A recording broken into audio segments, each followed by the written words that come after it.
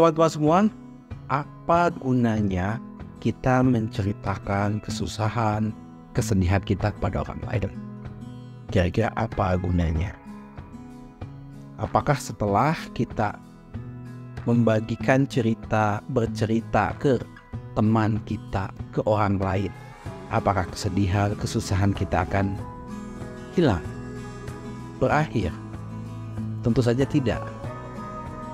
Penderitaan yang sedang kita alami, masalah yang sedang kita hadapi, ia akan selesai ketika kita mencoba untuk pelan-pelan menghadapi dan menyelesaikan masalah, bukan dengan cara menceritakan masalah. Justru yang ada adalah ketika kita menceritakan masalah kita kepada orang lain, yang ada adalah masalah itu justru akan semakin melekat ke dalam diri kita. Ketika kita bercerita ke teman kita si A, maka sebenarnya kita menceritakan ulang penderitaan yang sedang kita alami. Kita kemudian berbicara lagi kepada si B, maka si B dengan kita bercerita itu, ya kita makin terus mengingatnya. Akhirnya penderitaan itu makin melekat. Kadang-kadang teman yang kita ajak bercerita itu tidak sepenuhnya ingin tahu apa yang sedang kita alami, tidak sepenuhnya ingin peduli terhadap apa yang kita alami. Bahkan kebanyakan hanya sebatas kepo, kebanyakan hanya ingin mencari tahu.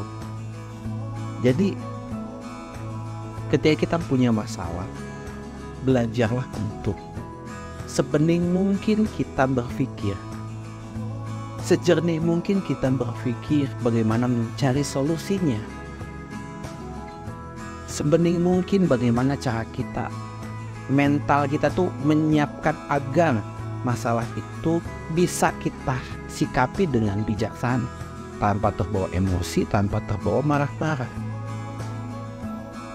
Lalu kemudian berpikir bagaimana menyelesaikan masalahnya setahap demi setahap. Ketika kita berbicara, membicarakan masalah, tidak akan pernah ada solusi. Solusi didapatkan dengan kita menghadapi masalah. Teman-teman semua, belajarlah untuk siap menghadapi masalah kita sendirian. Belajarlah untuk menghadapi masalah, menyelesaikan masalah kita tanpa bergantung pada orang lain. Menceritakan masalah kita kepada orang lain memang membuat kita bahagia. Seperti halnya beban yang ada di pundak kita itu lepas. Tapi lagi-lagi, setelah kita berada dalam keheningan, berada dalam kesendirian, masalah itu akan muncul lagi. Maka kenapa banyak orang yang tiba-tiba suka emosi, stres sendirian, overthinking sendirian? Itu bisa jadi penyebabnya adalah karena kita tidak berusaha untuk berpikir dengan jernih bagaimana menyelesaikan masalah kita pelan-pelan, setahap demi setahap.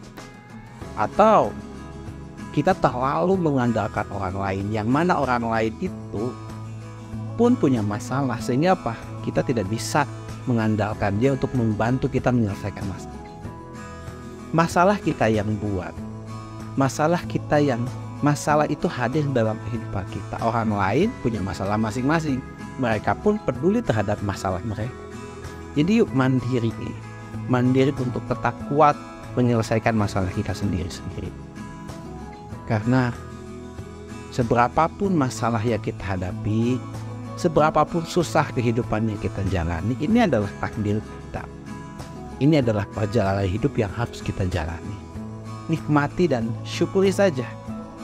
Karena tingkat tertinggi daripada bersyukur adalah bukan ketika kita berada dalam keadaan baik-baik saja. Tingkat tertinggi daripada bersyukur adalah karena kita bisa melihat kebaikan dari setiap hal yang kita dapati, termasuk dari masalah yang kita hadapi. Semoga bermanfaat.